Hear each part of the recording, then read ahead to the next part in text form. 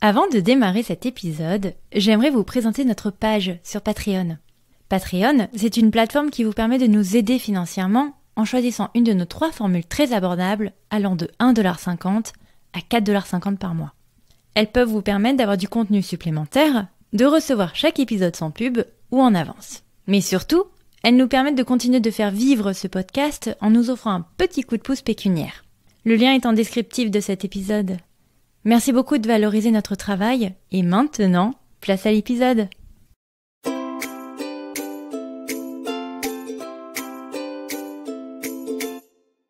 Salut et bienvenue sur le podcast d'Expat Families. Moi c'est Cindy, l'animatrice de ce dernier, et aujourd'hui je vous présente l'épisode de Céline. Céline, c'est une maman française mariée à un Allemand vivant à 1 heure de Stuttgart en Allemagne. On revient ensemble sur sa grossesse et son accouchement en France, puis leur déménagement en Allemagne juste avant la fermeture des frontières due à la pandémie, et puis on compare sa première césarienne en France et en Allemagne. Et pour le moins qu'on puisse dire, on a beaucoup à apprendre de nos voisins allemands. Je vous souhaite une excellente écoute et je vous laisse avec la suite. Bonjour Céline. Bonjour Cindy. Merci de prendre un peu de temps pour venir témoigner sur le podcast. Écoute, avant qu'on démarre, j'aimerais bien que tu te présentes, que tu nous dises un peu qui tu es, où est-ce que tu habites et de qui est composée ta famille. D'accord, alors moi je m'appelle Céline, j'ai 39 ans, j'habite au fin fond de la campagne allemande, dans le sud de l'Allemagne. D'accord, donc pas Stuttgart. Non, à 1 heure de Stuttgart, oui. Et donc ma famille, mon mari s'appelle Martin, il a 46, presque 47 ans. Félix, mon fils aîné, a 2 ans et demi. Et Bastien a 8 mois. D'accord. Est-ce que tu peux nous raconter un peu le background culturel de ton mari ? Lui, il est allemand et on s'est rencontrés à Montpellier. D'accord. Alors, qu'est-ce qu'un Allemand faisait à Montpellier ? Mais qu'est-ce que foutent tous ces Allemands à Montpellier ? Alors, les Allemands adorent Montpellier, surtout les étudiants pour le soleil, mais lui, c'était pas du tout son cas. C'est-à-dire que il bossait dans une boîte allemande qui a racheté une boîte à Montpellier. Okay. Ils avaient besoin de quelqu'un pour faire la transition, tout mettre en place. Enfin voilà, quelqu'un sur place, un Allemand sur place pour germaniser l'entreprise, ou je sais pas comment dire, en tout cas mettre les process en place, tout ça, faire le changement. Et c'est lui qui a été envoyé, ça lui allait très bien à cette époque. Ok. Ouais, il parlait pas du tout français, donc il a appris sur place. Et donc toi, tu parlais quand même allemand quand vous êtes, parce que j'imagine que du coup vous êtes rencontrés à Montpellier. Oui, on s'est rencontrés à Montpellier. Alors moi, l'allemand, c'est ma passion de vie depuis très longtemps. D'accord. Oui. À travers les pretzels et Tokyo Hotel ou comment ça se passe ? Non, je suis trop vieille. Tokyo Hotel, j'avais déjà, je sais plus, c'est quelle année Tokyo Hotel ? J'avais 20 ans. Même moi, j'étais âgée, donc je sais pas. Non, j'ai commencé l'allemand en CM2, mais en plus ma famille vient de Moselle et d'Alsace, donc j'avais ça. J'ai commencé en CM2, j'ai fait allemand LV1, j'ai fait des études d'allemand. Après, j'ai travaillé dans le tourisme. Et quand tu habites dans le sud de la France, eh ben c'est super facile de trouver du travail quand tu parles pas trop mal allemand. Ouais. Donc j'ai travaillé dans le tourisme principalement pour les touristes allemands après. Ok. Et alors, où est-ce que vous vous rencontrez à Montpellier ? Alors, c'était en mai 2014. En fait, je sais pas si tu connais OVS, On va sortir. C'est un site internet qui permet de faire des rencontres. Il y a des gens qui proposent des sorties pour faire du sport, du théâtre, tout ce qu'on veut. Et tu peux t'inscrire. Ok. Et donc là, c'était une sortie pour gens qui parlaient allemand. Et donc vraiment, c'était ciblé. Et c'est dans un resto au bord de la mer. Et moi, j'avais pas de voiture pour y aller. Donc j'ai demandé si quelqu'un pouvait m'amener. Et c'est lui qui a répondu. Oh, et en plus, il est serviable. Ça démarrait bien. Ouais. Donc voilà, on s'est retrouvés. Il m'a amené de Montpellier jusqu'à Carnan. Voilà, la ville au bord de la mer. Et ça a commencé comme ça il y a 8 ans. Eh ben, dis donc. Donc j'imagine que la vie suit son cours. Lui, il s'établit en France, c'est ça? Oui, donc lui, ça faisait déjà 2 ans qu'il était en France. Bon, il avait pas trop de projets, voilà. Il il comptait rester quelques années, mais pas y faire sa vie non plus. Il aimait bien la France, mais il parlait français alors. Il avait appris du coup Oui. avec le boulot. Il avait eu des cours de français payés par la boîte, tout ça. Oui, donc pas non plus un français de... Enfin, tu peux pas parler politique avec un niveau un peu conversationnel, c'est ça? À cette époque, je me souviens plus, on mélangeait déjà les deux langues en fait. C'est l'histoire de notre vie. C'est-à-dire qu'on est incapable de parler une seule langue. On mélange les deux depuis 8 ans. Je comprends. Et ok, donc vous vous établissez en France d'abord. Et à quel moment alors vous décidez d'étendre votre famille? Alors c'est venu au bout de 2-3 ans à peu près. Donc on se rencontre en 2014. En 2016, fin 2016, je commence à faire des rêves de grossesse. Mais je prenais la pilule. Et pendant 1 an, je fais des rêves de grossesse. Et j'ai mis 1 an à me décider à arrêter la pilule, à me dire ouais quand même ces rêves. 1 an quand même. Ouais. Entre le moment où ces rêves ont commencé et le moment où j'ai arrêté ma pilule, il s'est passé 1 an. C'est que vraiment, j'étais pas sûre que ce soit ça. Donc je l'arrête fin 2017 et je tombe enceinte la première fois en avril-mai 2018. Ok. Et alors, qu'est-ce qui se passe à la suite de cette grossesse? Au bout de 2 mois à peu près, j'ai fait une fausse couche. Ouais. C'était début juillet 2018. Et comment tu te sens du coup à cette annonce? Là, on était détruits tous les deux, c'est-à-dire que c'était la première grossesse, on était à fond, voilà, on allait avoir un bébé, on était super heureux, tout. Et en fait, pendant 2 jours, j'ai eu des traces de sang dans ma culotte. Et puis un soir, on se décide, on va à la maison médicale d'abord. Elle nous dit oh, je peux rien faire, allez chez le gynéco demain. On était beaucoup trop inquiets évidemment, donc on est parti aux urgences gynéco. Et là, on a été très bien reçus par une sage-femme et une interne qui ont dit que le cœur s'était arrêté de battre. On était anéantis, évidemment. Surtout quand tu en rêves depuis 1 an et demi quand même. C'est ça. Et puis, on s'y attend pas. Enfin, on n'est pas préparé à la fausse couche, pas du tout, quoi. Ouais. D'un coup, on te dit, est-ce que vous voulez prendre des médicaments, faire un curetage? Mais oui, on t'envoie chez toi en plus pour l'occasion. C'est ça. Et 2 minutes avant, t'allais avoir un bébé. Enfin, c'est très bizarre. On pleurait, on n'en pouvait plus. Enfin, ah oui. Et 2 semaines après, on partait en vacances à New York. Bon. On avait tout. Enfin, ça paraît le détail, mais on avait un voyage à New York de prévu. Donc jusqu'au dernier jour, on savait pas si on partait. Parce que de toute façon, on n'était pas dans le truc. Hein. On faisait que pleurer. Ouais. Moi j'avais une chef, en plus j'en avais pas parlé au boulot évidemment, ça faisait même pas 2 mois que j'étais enceinte, donc personne n'était au courant. J'ai eu 4 jours d'arrêt, je suis revenue, j'avais perdu 2 kilos en 4 jours. Ah purée, ouais. Ouais. Le choc plus tout ce que t'évacues. Ouais. Et donc vous décidez quand même de partir à New York? Ouais, tu dirais quitte à être déprimé, autant déprimer en mangeant des bagels. C'est ça, un gros promis. Jusqu'au dernier moment, on savait pas si on partait, parce qu'il fallait voir si j'avais bien tout évacué. C'est gore, hein, mais c'est comme ça. Ah, purée, ouais. Ouais. Et 15 jours, c'est court. 15 jours, mais on le voit, donc on part à New York et on voit sur les photos où on est en haut du... We'll be right back. Hey parents, this message is for you. Do you want your kid to listen to an educational podcast made for kids, edited by a kid, hosted by a kid, where we interview kids? Then subscribe to Chase Your Dreams with Braden Chase. I'm Braden Chase. In my podcast, we find out what kids' dreams are and help chase them. Whether it's a job, visiting somewhere, a crazy dream, or anything you can think of. I help them figure out what it takes to chase their dreams. It's educational, and I've been told it's pretty funny too. So what are you waiting for? Hit that subscribe button so your kids can chase their dreams today. Brain Chase is not responsible for your kids' dreams getting bigger and uncontrollable laughter. En haut des monuments. Ouais, de l'Empire State Building, tout ça. à la Statue de la Liberté, mais on voit qu'on est triste. Enfin, nous, en tout cas, on le sait, on regarde pas les photos parce que... Ouais, c'est une mauvaise époque. Ouais, on sait qu'on était triste, quoi. Alors que, voilà, on est allé une semaine à New York, après on est parti à Montréal, on a fini à Chicago parce que mon mari allait à Chicago pour le boulot. Enfin, tu vois, on s'est fait un super road trip et tout. Et au final, vous n'avez pas trop profité, quoi.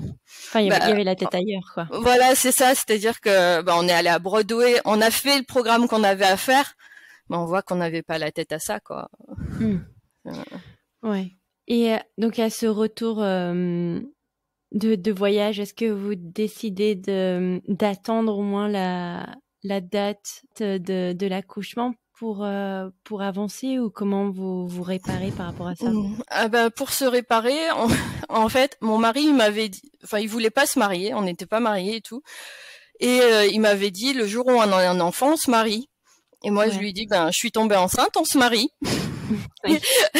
Et franchement, heureusement, on l'a fait, on s'est mariés 2 mois après. Au mois d'octobre, on était mariés. 2 mois après la fausse couche? 2 mois après le retour des États-Unis. Ok. Et voilà, on s'est mariés un mardi, on n'a trop rien dit à personne. On avait juste nos témoins. Ouais. Et le soir, on avait invité des copains pour fêter les 1 an de Pax. Personne s'est étonné qu'on fête les 1 an de Pax. Personne ne fête ça, mais...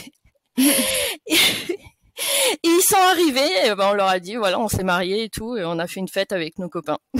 Bon, écoute, au moins ça permet de solidifier encore plus le couple dans des moments un peu challenging. Moi, c'est ça. Moi, ça m'a évité de faire une dépression. Je crois que sinon, après la fausse couche, c'était la dépression. On a préféré le mariage. C'est un bon choix. Ouais. Et alors, à quel moment vous décidez de potentiellement ajouter un autre petit frère, une petite sœur à la fratrie? Du coup, on n'a pas calculé. Enfin voilà, et je suis retombée enceinte le 1er janvier 2019. Et on n'était pas bourrés. Moi, je bois pas d'alcool, donc c'est pas ça. C'est juste le hasard a fait que c'est un bébé du 1er janvier, quoi. D'accord. Donc, ton suivi de grossesse et ton accouchement se sont passés en France. Oui. Mais le test de grossesse était à Stuttgart. On revient toujours. On en revient toujours à Stuttgart. Toujours t'as un truc avec Stuttgart, toi. Ah, je prends. Donc, à la suite de ça, ton suivi de grossesse se passe en France. Est-ce que tout se passe bien? Oui, le premier trimestre, forcément hyper stressé. Ouais, tu m'étonnes. Trop peur de refaire une fausse couche, et ça me l'a fait après pour Bastien aussi. Parce que je vis des premiers trimestres horribles, à stresser tout le temps, à me retrouver aux urgences gynéco parce que j'ai peur. Ouais. Mais c'est normal, c'est l'après-fausse couche. Et le suivi, moi j'avais un gynéco très très très cool, peut-être trop. Qu'est-ce que je peux manger? Oh vous mangez tout, de la charcuterie, du foie gras, ouais, un peu trop cool. Ouais, peut-être un peu trop cool. Après coup, parce que l'accouchement s'est très mal passé, et je me dis, il était beaucoup trop cool laxiste. En fait. Ouais. Il proposait il a pas de boire de l'alcool, parce que ça c'est toujours un grand cliché où aux États-Unis, ils pensent que les gynécos en France proposent de boire de l'alcool. Alors, c'est pas nécessairement vrai. Moi, j'en bois pas, donc de toute façon. Bon, tu vois, pas de droit, pas de chocolat. On est pas mal. Ok, alors, et comment se passe alors le jour J de ton accouchement? Ça a duré 4 jours. Un cauchemar. Les jours, la semaine de ton accouchement. Un cauchemar. Je commence à avoir des contractions le vendredi après-midi dans le dos. Donc hyper douloureuse, pas du tout de contraction dans le ventre, mais dans le dos ça me faisait super mal. Dans la nuit, elle se rapprochait, puis je tenais plus. On va aux urgences, on va à la maternité. Ils nous gardent un peu, mais ils nous gardent la journée du samedi. Ouais. Et mon gynéco passe et il dit on fait pas de césarienne pour le confort de la mère. On me dit c'est bizarre, on n'a pas trop parlé de césarienne. Comment il en arrive là? Ouais. C'est bizarre. Ouais. Puis c'est ça. Et après il me dit rentrez chez vous et puis demain matin vous revenez faire un contrôle. Parce que tu étais dilatée ou quoi que ce soit, ou c'était des contractions vraiment très douloureuses? C'est des contractions très douloureuses. D'accord. Mais pas dilatées, rien. D'accord. Donc on revient le dimanche, Félix commençait à mal supporter les contractions, mais il me renvoie chez moi. Ok. Le dimanche matin, on finit par y retourner le dimanche soir, parce que ça faisait depuis vendredi quand même, que je souffrais vraiment, je dormais pas, j'en pouvais plus. Et t'étais à terme, enfin je veux dire t'étais à point entre guillemets. Oui, le terme était prévu pour le 2 octobre, donc oui. D'accord. Ouais, là, on était fin septembre. Ok, bon. Oui. Donc c'est pas une exagération, genre c'est ça qui me rend dingue, c'est que quand même quand t'es à l'agonie et que tu te dis non mais les gars j'ai vraiment mal et qu'on te dit bah rentre chez toi ça va bien se passer quoi. Genre non j'ai mal. Ouais. Ben c'est ça, j'avais mal et puis Félix supportait mal les contractions quoi. Ouais. Mais non, hein, ça va, tout va bien. Ok. D'accord. Puis donc, moi c'est premier donc on sait pas. Ouais c'est ça, t'as pas de comparaison. Et donc le dimanche, alors comment ça se passe? Le dimanche soir, là, la sage-femme nous garde. Les contractions ça se rapprochent encore. Je finis par perdre les os. Ok. Et on m'installe en salle de naissance. Et là, on entend les couples qui arrivent, qui repartent, tout. Moi, on me donne du protoxyde d'azote. Ça me fait péter un plomb. D'accord, pourquoi on me donne ça? En fait, c'est comme une drogue, quoi. C'est pour éviter de sentir les contractions, pour avoir moins mal et tout. Okay. Mais moi, ça m'a fait péter les plombs. Ouais. Et voilà. Et après, j'en pouvais plus. Je rêvais d'un accouchement physiologique, sans péri et tout. Mais là, j'étais à bout. Donc, l'anesthésiste me fait la péridurale. Ça me permet de dormir un petit peu. Ouais. Mais toujours rien, je te dis, on entendait les couples autour qui arrivaient, qui repartaient, puis nous on était toujours là. Quand ils ont un doute, quand même, ils font un test, le bébé est encore dans le ventre, pour voir s'il a accès d'oxygène. Et en fait, ils grattent une goutte de sang sur sa tête pour mesurer son taux d'oxygène. Ouais. Donc ils font un premier test, puis ils en font un deuxième, mais 3 heures après, alors que normalement c'était 1 heure après. Ouais. Et au deuxième test, la sage-femme qui dit césarienne. Ah. D'un coup, ouais. Alors que ça aurait pu être fait depuis 2 jours, quoi. Ouais. Donc c'était un hôpital à Montpellier, parce que bon, on le recommandera pas. Non, on dira rien. C'était une clinique à Montpellier. Il y en a 2, comme ça les gens peuvent pas savoir. Ouais. Donc tu finis en césarienne d'urgence. Ouais, césarienne d'urgence. Donc il laisse mon mari en plan et moi je pars au bloc. L'anesthésiste adorable qui me prend la main tout le temps. Ça se passe là, bien. T'as de la chance parce que j'ai l'impression que les anesthésistes à chaque fois c'est des gros pauvres types. Ah bon? Qui arrivent un peu. Enfin, moi en tout cas les 2 que j'ai eu, c'était genre le grumpy, genre les 7 nains quoi. C'était grumpy quoi. Donc grincheux. Ah ouais? Moi j'ai eu un anesthésiste adorable qui m'a tenu la main tout le long de la césarienne. Je le remercierai jamais assez. Et par contre, le gynéco était un... ouais. Faut rappeler au gynéco quand même que la césarienne, c'est une anesthésie locale dans la majorité des cas. Ouais. Parce que je l'entends dire « Oh là là, ma salle d'attente va être pleine !» Eh ben purée, il est ça. Mais c'est le même qui était super laxiste? Non, c'était son collègue. Je pense que mon gynéco était en repos. D'accord. C'était pas mieux. Bah tu le vends, tu vois, on n'en parle pas souvent des accouchements en France et là tu le vends absolument pas. Je suis désolée. J'ai plein de copines. J'ai des copines qui ont accouché en octobre, ça s'est super bien passé. Okay. À Montpellier aussi. Non, pas dans la même clinique. Okay, bah tu vois, 1 sur 2, t'es pas tombée sur la bonne. Ouais. Et comment ça se passe alors la rencontre avec Félix? On me le donne juste le temps de lui faire un bisou, de lui dire que je l'aime et il part. Ouais. Donc choc, il part avec son papa en peau à peau pendant que moi on me referme quoi. Ouais. Et après je les rejoins en salle de réveil quelques minutes après, peut-être 30 minutes après, je sais plus. Ouais. Ah bah normalement je crois que ça prend plus de temps, non? En fait ça dépend.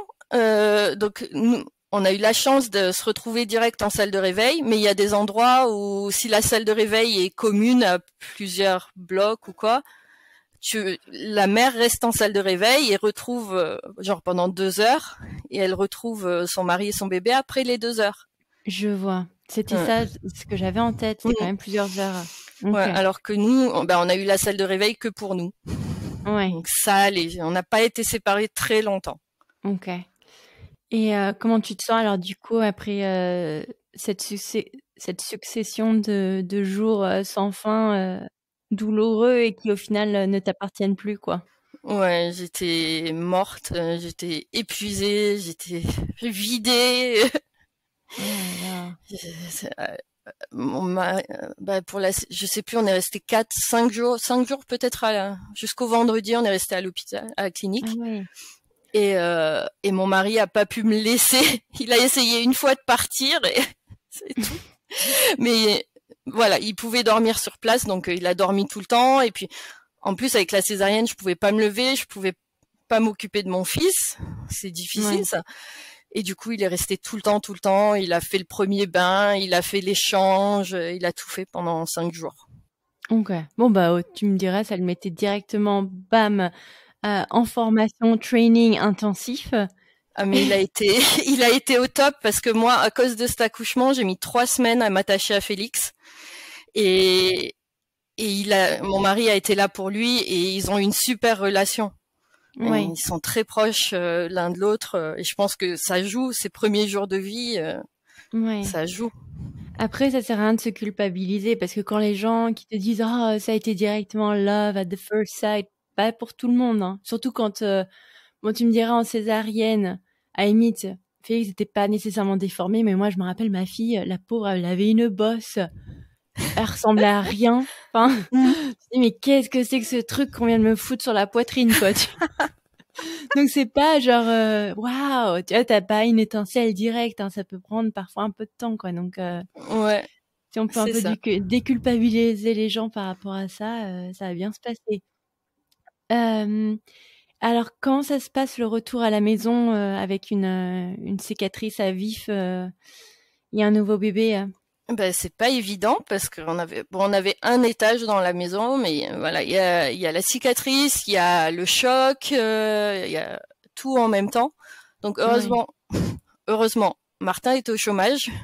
Je sais pas ouais, si on peut dire heureusement, mais en tout cas, il était à la maison, il ça était c'est vraiment chouette. là. Ouais. Ouais, Et il a tout géré. Mes parents venaient nous apporter des fois des repas, des choses comme ça.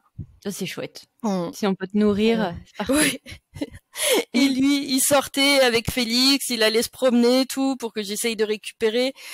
Je l'allaitais, il me la portait dans le lit, ou, enfin, Oh voilà. là là, parfait, Martin. Ouais, là, il a géré vraiment, voilà, pour me nourrir, parce que j'avais du mal à me déplacer, donc, Ouais.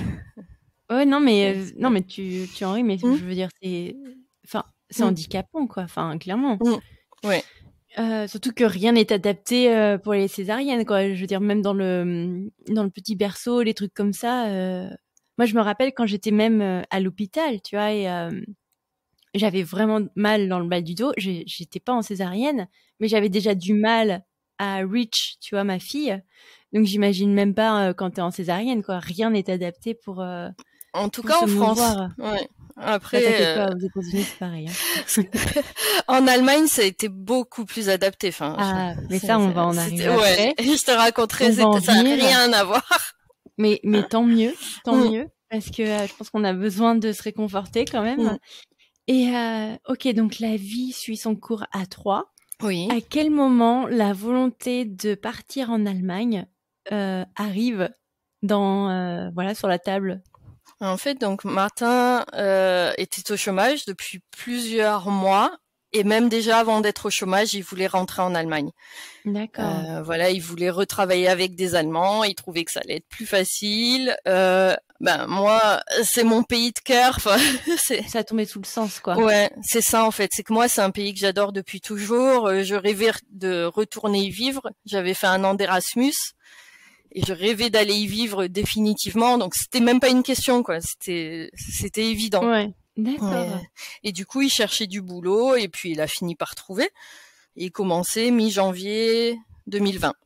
Ok, donc on est 3 mois après la naissance de Félix, ça va être quelque chose comme ça? C'est ça. On est Oh 3 là mois là, après. j'arrive à compter pour une fois. Bravo. Il est 7h du matin, on est bon. Je suis très fière de moi. Bref, donc il part en éclaireur. Exactement, il part devant et moi je disais on prend le temps, voilà, essaye de trouver une maison, essaye de nous trouver un logement sympa, pas qu'on déménage avec un tout petit bébé si ta période d'essai se passe mal ou si on n'a rien. Ouais. Non, je comprends. Et ce qu'il y a, c'est que le Covid est arrivé. Ah ça, bah oui. Le coquinou. C'est ça, parce qu'il avait une période d'essai de 6 mois. Ouais. Et au bout de 3 mois, voilà, il faisait les allers-retours Allemagne-France et il y avait de plus en plus de masques, tout ça. On voyait que ça se compliquait, qu'il avait de plus en plus de mal à rentrer et tout. Ouais. Et un week-end, il rentre et on dit non, là, il faut qu'on parte. Ils vont fermer les frontières ou il va se passer un truc, on part. C'était mi-mars. Ouais. Et donc lui était venu en avion à Montpellier et on part avec ma fiesta.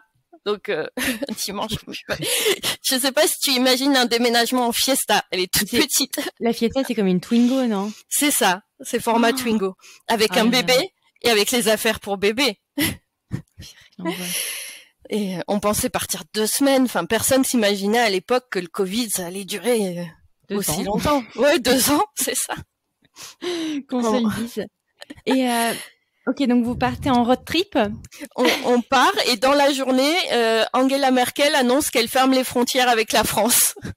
Pendant qu'on est sur la route. C'était le dimanche, la frontière fermée le lundi. Donc on a tracé pour arriver en Allemagne surtout, c'était le but. Les affaires laissées à Montpellier, on a dit on verra plus tard. Parce que où est-ce que vous alliez? Vous alliez vers Stuttgart encore une fois en Allemagne? Würzburg, c'est à 1 heure et demie de Stuttgart. Donc c'est à combien de Montpellier? 10 heures de route, mais avec un bébé 12. Ouais, non, c'est clair. Avec les pauses et tout. Parce que tu l'as laité en plus encore ou pas? Ouais, mais du coup ça c'est facile parce que du coup t'as rien à prévoir pour la bouffe, pour le bébé. Mais il faut quand même que tu t'arrêtes. Ça reste relou quoi de t'arrêter pour l'allaiter. Ouais, ça allait. Ça faisait des pauses pipi. Enfin voilà, ça faisait marcher un peu. Ouais. Non, ça nous a pas dérangé, ça allait. Ouais, donc 10 heures normalement quand même avec un bébé, tu t'essayes de le faire en 2 jours quoi. Ouais. Mais là, on a dit on trace quoi. Ok. Donc vous arrivez en Allemagne juste avant la fermeture des frontières. Ah mais genre à 22h. Genre on arrive. On dit bienvenue en allemand, mais bienvenue. Ouais. Genre ça ferme on arrive à 22h et les frontières fermées le lendemain matin. Ah la vache. Ouais. Ok. Donc j'imagine que vous vous installez là-bas. Ben ouais, on arrive. Lui, il loue un petit meublé. Petit meublé. On se retrouve là-bas et il me dit t'as la journée pour aller dans un magasin de puériculture et tout acheter parce que dans ma fiesta on n'a pas pris grand-chose. Donc je suis allée avec Félix tout racheter. On rachetait en tout cas l'essentiel, mais on savait pas combien de temps on restait quoi. Moi je pensais qu'on était là pour 2-3 semaines, honnêtement. Ok, donc le Covid en même temps que vous s'installe dans nos vies et plus précisément pour vous en Allemagne. Comment vous vous organisez du coup moving forward? Parce que donc on arrive, on est confiné. Donc lui, j'imagine qu'il bosse à la maison? Non, heureusement, parce que c'était un petit appart, il y avait une pièce de vie, une chambre. Ouais. Voilà, donc heureusement, non, il bossait dans son entreprise. Okay. Parce que ça aurait été compliqué avec une seule pièce de vie et un bébé. Je sais pas comment on aurait fait. Non, il travaillait.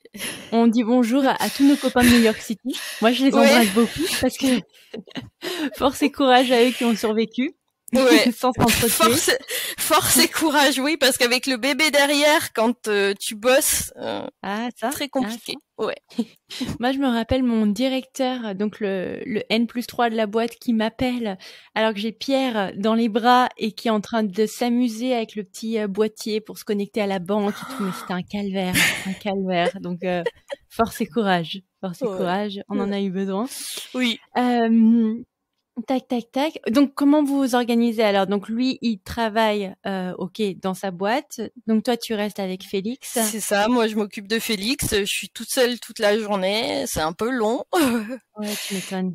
Et en même temps, on cherche une maison à louer, mais c'est pas simple de visiter avec le Covid. Et puis, comme lui, il est en période d'essai, personne ne veut rien nous louer. Ouais, bah oui. Et on a réussi à trouver à la 7e maison. Ouais, on a trouvé une maison et on est super bien. On est au fin fond de la campagne, mais vraiment, t'imagines, c'est un village, il y a que des champs autour, des champs, des poules, enfin, il y a rien. Mais on est super bien tombé, les gens sont adorables, c'est trop cool. Donc j'imagine que, c'est vrai que je t'ai jamais posé la question, mais donc j'imagine que tu reprends pas d'activité professionnelle. Non, moi c'était prévu que je reste à la maison. En fait, moi j'avais toujours eu des boulots payés au SMIC, des petits boulots comme ça et tout. Et déjà pendant que j'étais enceinte, j'étais en CDD et on avait dit que je reprendrais pas quoi, pas pour l'instant en tout cas. Ouais. Là, je m'occupais de notre enfant à l'époque et non, j'avais pas prévu de reprendre le boulot. Ok.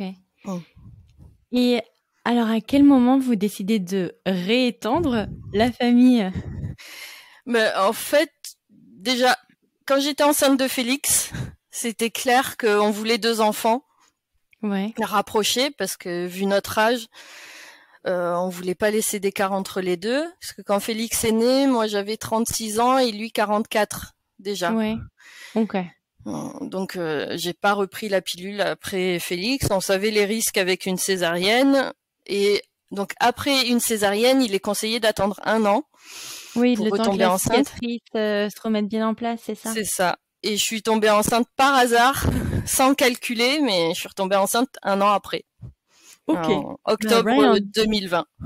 Ça, c'est la qualité allemande.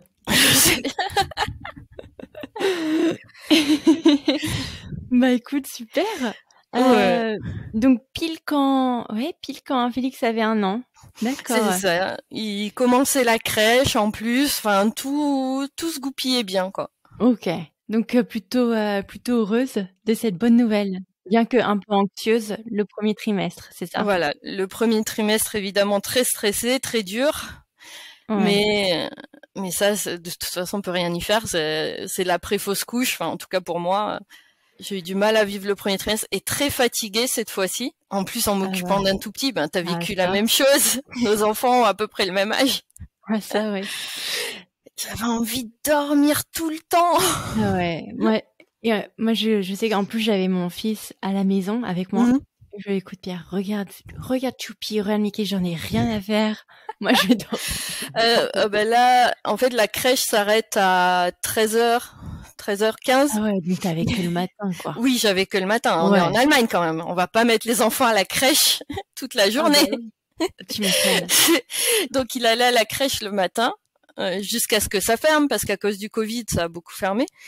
Et après, l'après-midi, il a un lit au sol et je m'allongeais dans son lit et je le laissais jouer dans sa chambre et je m'endormais à moitié, quoi. J'étais fatiguée, vraiment. Tu m'étonnes. Donc, tu cherches comment il s'appelle ça? Un OBG, un obstétricien? Un gynéco. Obstétricienne, ouais. En fait, avant de tomber enceinte, j'étais allée chez un gynéco pour un problème, pour un autre problème. Et il m'avait fait une échographie et il me dit mais vous en êtes à quel stade de votre cycle et tout, enfin des questions bizarres mais je tilte pas. Ouais. Et genre une semaine et demie après, je fais un test de grossesse. Ah, il était positif. Il a dû voir quelque chose, il m'a rien dit. Mais et puis moi, c'est pas ma langue maternelle, j'étais pas je voulais un enfant mais je pensais pas. Et du coup, j'avais déjà le cabinet gynéco. D'accord. Parce que j'y étais allée sans savoir que j'étais enceinte. Ouais. Et donc sympa la personne alors? Ouais. Alors là c'était un cabinet, ils étaient 4. Celui que j'avais vu c'était le directeur du cabinet, enfin lui et sa femme qui géraient ça, plus 2 autres gynécos. Donc je voyais un des 4, ça dépendait des fois. Mais ça me dérangeait pas, ça m'allait mieux finalement. Vu que ça s'était mal passé avec mon gynéco en France, je préférais avoir plusieurs personnes, tu vois, pas une seule. Ouais. Et alors, comment se passe ton suivi de grossesse par rapport à en France et par rapport à cet accouchement traumatique que tu avais vécu en France? Mais rien à voir. 1000 fois mieux, vraiment. Alors déjà, en Allemagne, on a ça s'appelle un Mutterpass. C'est un passeport, un petit carnet comme ça, et il y a toutes les infos notées dedans. C'est-à-dire que tu le balades après toujours avec et tu amènes ça à tous tes rendez-vous, il y a absolument tout noté dedans. Et au début du carnet, il y a une liste de critères à cocher. Enfin, la gynéco coche fausse couche, plus de 35 ans, césarienne d'urgence, et je suis passée en grossesse à risque. Et du coup, j'étais hyper suivie. J'avais un rendez-vous par mois pendant les 2 premiers trimestres, et au dernier trimestre, c'était un rendez-vous toutes les 2 semaines. Ok. Et ça t'allait, ça, malgré la pandémie? D'y aller aussi souvent? Ouais, ça me dérangeait pas. Okay. J'avais besoin d'être suivie, j'avais besoin de voir mon bébé, de savoir qu'il allait bien. Ouais. Donc pour moi, c'était ce qu'il fallait. Ouais. Et alors, comment se passe du coup ce deuxième accouchement? Beaucoup mieux. Donc j'avais demandé une césarienne programmée. J'aurais pu accoucher par voie basse, mais j'avais pas du tout envie de revivre les contractions. Si j'ai des contractions, je vais très très mal le vivre. Donc je me suis inscrite dans une clinique à Würzburg. J'avais demandé la césarienne et j'avais demandé la ligature des trompes en même temps. Okay. Donc ça a discuté avec le gynéco sur place et ça s'est fait. Enfin, ça a rien à voir quoi. Voilà. On est arrivé le matin, on m'a préparé pour la césarienne, tout. Mon mari a pu être là, c'est lui qui m'a tenu la main cette fois. Malgré le Covid, c'était autorisé. C'est chouette. Et surtout, c'est quelque chose qui est courant là-bas, alors que chez nous, en France, c'est un peu l'exception. Ils ont mis une poche d'air à 37 degrés sur moi. Et comme ça, Bastien a pu rester dans mes bras tout le temps où il me recousait. Ça veut dire quoi une poche d'air? Je suis désolée, j'arrive pas à visualiser. Ouais, en fait, donc moi j'étais au bloc avec le champ, tout. Ouais. Et sur moi, ils ont mis une poche de l'air à 37 degrés. Parce qu'au bloc, il fait super froid. Donc comme ça, bébé peut rester avec sa maman. Je vois. Ils sont malins. Ouais. En France, c'est l'exception. Ça existe, en France. Il y a des maternités qui le font. Mais apparemment, ici, c'est partout. ou presque. Ouais, c'est assez courant. Et du coup, j'ai pu le garder avec moi. On n'a pas été séparés cette fois-ci. Pour le lien, c'est génial. Ouais, bah écoute, c'est vraiment chouette. Ouais, c'était très très chouette. Vraiment, j'en garde un super bon souvenir. Alors que c'était une césarienne aussi. Voilà, mais là, ça n'a rien à voir. Et en préparant cet épisode, tu m'as dit aussi que tu avais fait la demande de te faire ligaturer les trompes, c'est ça? Oui, ouais. Donc, comment on dit en français, ma date de terme. Ouais, ma due date. Ma date de terme était le 1er juillet et ma fausse couche datait du 5 juillet. Et voilà, dans ma tête, tu vois, ça, ouais, la boucle est bouclée. Exactement, c'est ce que je dis tout le temps. C'est-à-dire que je voulais être sûre de pas revivre de fausse couche. Donc, j'avais pensé à la vasectomie pour mon mari. Et t'as bien fait. Mais ça changeait pas le problème pour moi, parce que je me suis dit, si un jour on se sépare, j'espère pas, mais je peux toujours retomber enceinte. Je vois. Donc je voulais que ce soit pour moi, et en plus je savais, pour m'être renseignée avant, que la ligature des trompes peut se faire pendant la césarienne programmée. Oui, exactement. Donc voilà, c'est la même opération, c'est une seule fois, et c'est les mêmes douleurs. Je savais aussi que ça rajoutait pas de douleurs, et je connaissais les douleurs de césarienne, donc... Oui, et puis tu te dis, quitte à être ouverte sur le moment, autant enfin, je sais que ma belle-sœur a fait pareil, donc c'est pour ça que c'est un bon moment. Bah voilà, c'est exactement ça. Quitte à être ouverte. Non, mais c'est malheureux, mais c'est vrai, quoi. Non, c'est clair. Ouais. Est-ce que du coup, cette deuxième césarienne, qui elle était programmée, t'a, entre guillemets, consolée de ta première césarienne en France? Ah, mais carrément. Carrément. Ouais. Déjà, en fait, donc ce que j'avais pas dit, mais pour Félix, comme le gynéco a fait la césarienne à l'arrache, il a refermé à l'arrache. Ouais. J'avais une cicatrice horrible. La qualité française. Ah mais vraiment, même le gynéco en Allemagne, il était choqué quand il a vu ma cicatrice. Ouais. Et du coup là, maintenant j'ai une belle cicatrice. Quitte à la voir, autant qu'elle soit belle. Et puis, le lien avec mon fils n'a rien à voir. C'est vrai. Voilà. Bah oui, je me suis attachée tout de suite. Dès qu'il a été posé sur moi, c'était évident. Et en plus, donc, à la maternité, il y avait des berceaux cododo. Donc, t'as un berceau collé à ton lit. Ouais, ça T'as c'est pas à chouette. te- Donc il y a pas le ouais. barreau, il y a pas les 2 barreaux entre toi et l'enfant, c'est ça? Il y a rien, voilà, et coussin d'allaitement fourni, couche fournie, Ouais. tout. Et puis bon, c'était le Covid, donc mon mari pouvait pas rester. Mais je sais pas, l'équipe était sympa, j'avais pas peur de les appeler, donc je pouvais appeler 10 fois.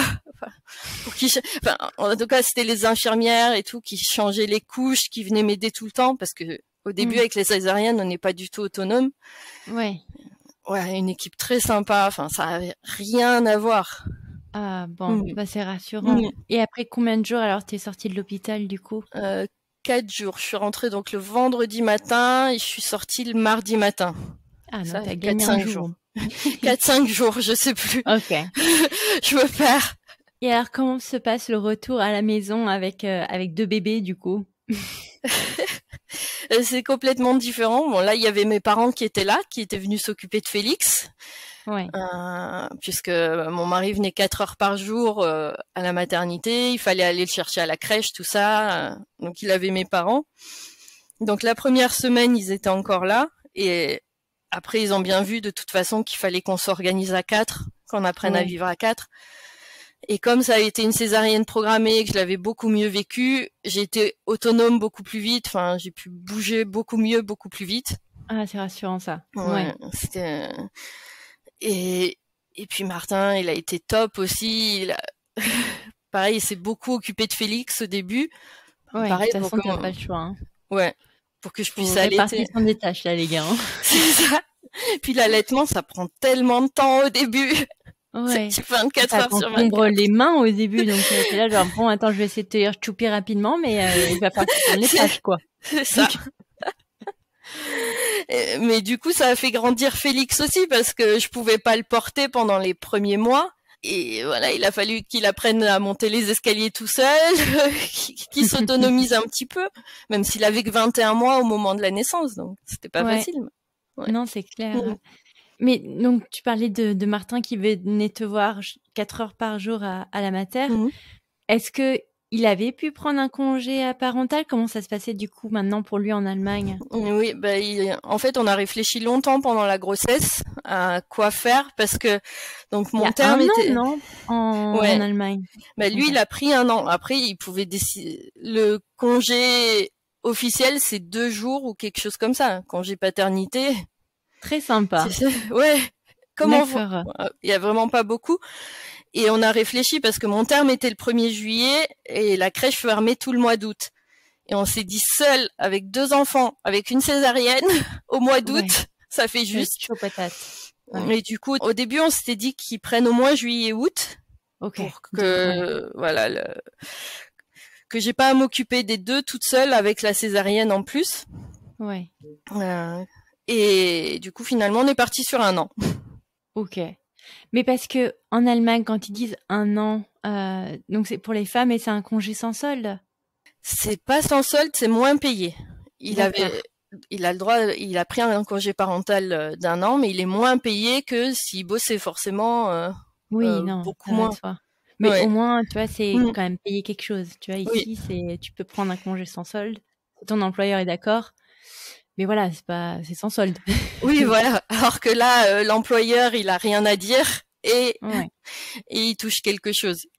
Donc on a réfléchi longtemps. Il m'avait fait un tableau Excel. S'il reprenait le boulot à 80%, à 30%, finalement on a dit non, c'est bon, travaille pas pendant 1 an. Ouais. Bon, écoute, franchement, c'est génial parce que ça vous permet de vraiment vous concentrer sur votre cocon et de pas être brouillé par des emails et des trucs comme ça, quoi. Ouais, c'est ça. On est tous les 2 à la maison. Bastien aussi, il ira à la crèche à 1 an et Félix va à la crèche le matin jusqu'à 13h. Et l'après-midi, on est tous les 4, on sort, on fait des activités. On profite de notre famille. On se dit on est vieux. Ça va. Désolée, mais moi je vais avoir 40 ans. Oui, mais c'est pas sympa pour les gens qui ont 50, 60 ans. Non, mais moi ça va, je vais avoir 40 ans à la fin de l'année, mais lui il va avoir 47 ans en avril et il a 2 bébés.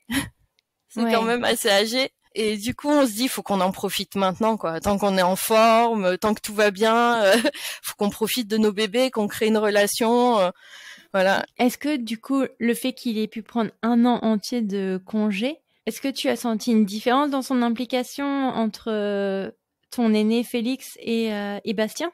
Pas vraiment. En fait, il était déjà très impliqué puisque pour Félix, il était à la maison aussi. Il s'est énormément occupé de Félix. Et là, il a continué. Au début, c'était surtout Félix qui avait besoin, puisque moi, j'avais du mal, je pouvais pas le porter, je pouvais pas trop faire d'activité avec lui. Et tu vois, là, on enregistre ça. Ils sont sortis faire une balade de 2 heures pour me laisser la maison. Enfin, ils se promènent beaucoup avec eux. Ils s'en occupent énormément. Enfin, c'est juste génial. Après, est-ce que c'est pas parce que est-ce que ça fait pas partie des clichés, en tout cas, en Allemagne, où ils sont beaucoup plus centrés sur les enfants? Pas vraiment. En fait, pour une femme, oui, c'est normal. Par exemple, on met pas son enfant à la crèche avant 1 an. Voilà, on laisse pas un tout petit. On va pas travailler avec un tout petit. Mais c'est surtout vrai pour une femme. Lui, ça a beaucoup choqué qui s'arrête de travailler, qui dise tant pis pour ma carrière. Son père lui fait des reproches pour ça, voilà, qu'il soit à la maison, il profite de ses enfants, il profite de la vie.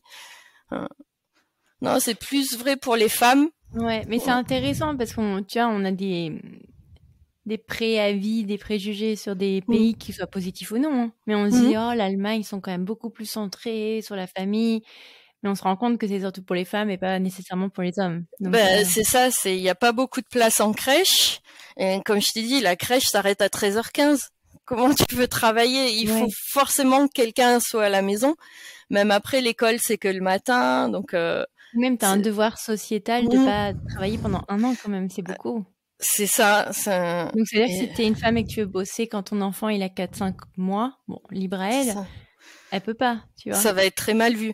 C'est-à-dire que en Allemagne, ils ont une expression, c'est Rabenmutter, c'est la mère corbeau.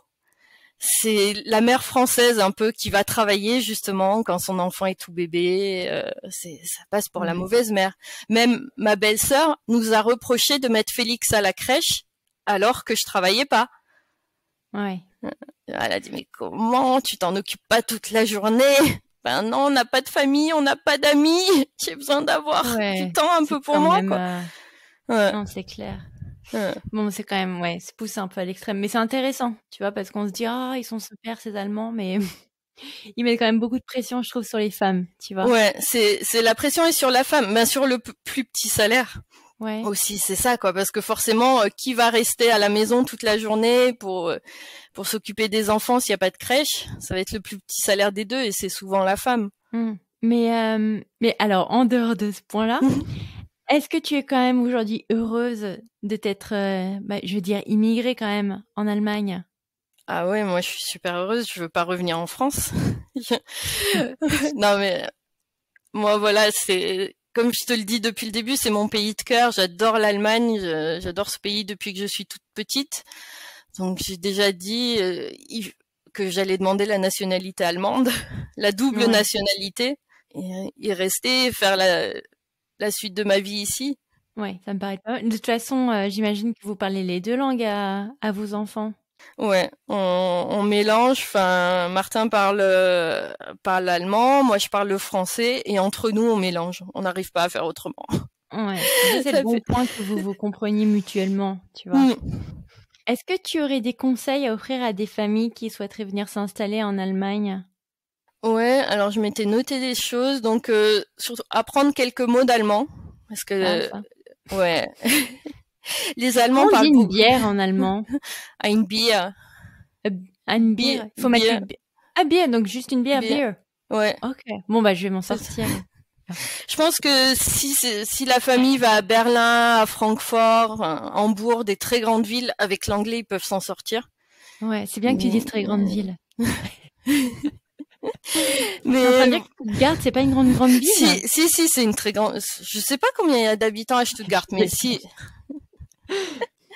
Si, c'est une très grande ville. Nous, là où on est, clairement, il y a 1600 habitants dans le village. Ouais, t'as intérêt à te dépatouiller en allemand, quoi. Ouais. Mais voilà, apprendre quelques mots déjà.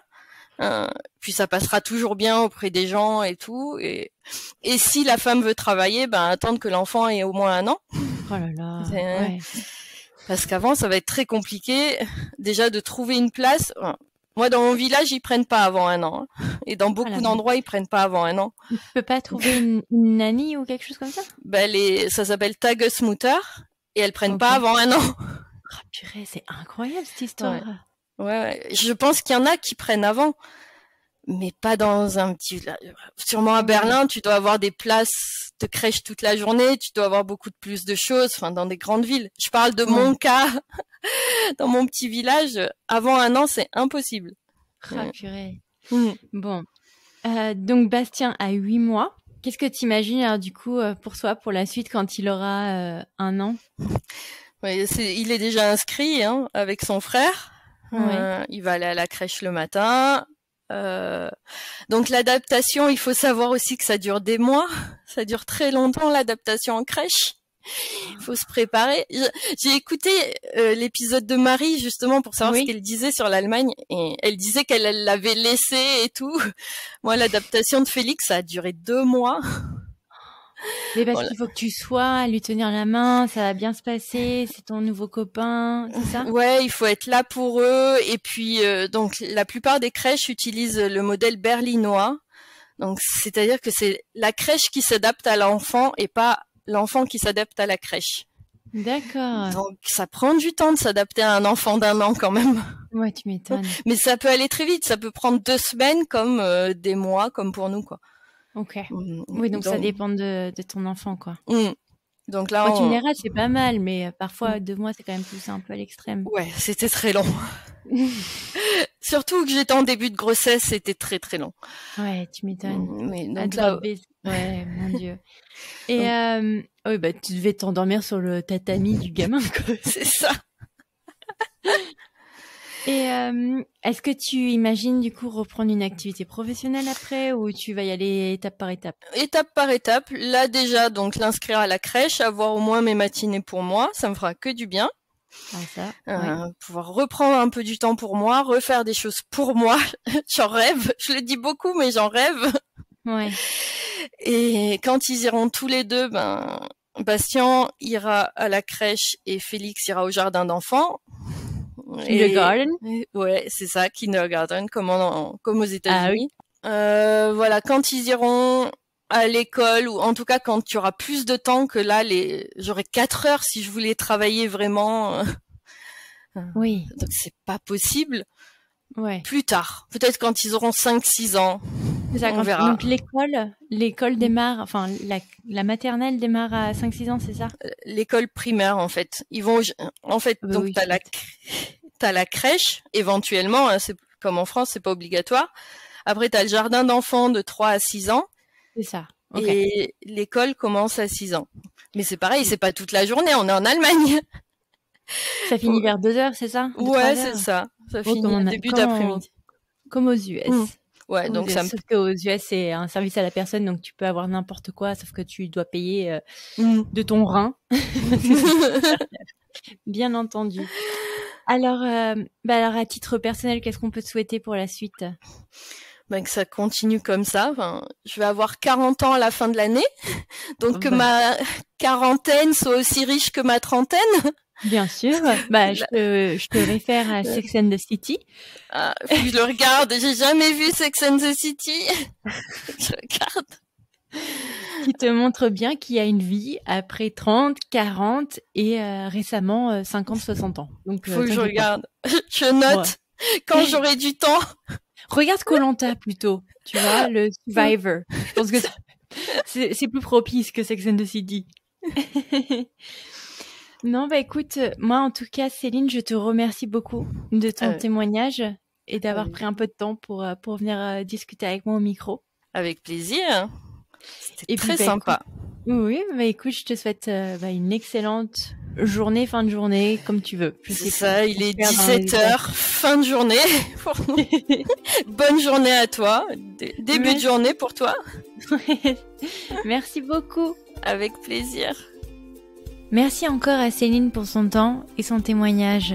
Si cet épisode vous a plu, n'hésitez pas à le repartager autour de vous et de nous laisser des étoiles et des commentaires sur votre plateforme préférée. Merci beaucoup et à la semaine prochaine. Ciao!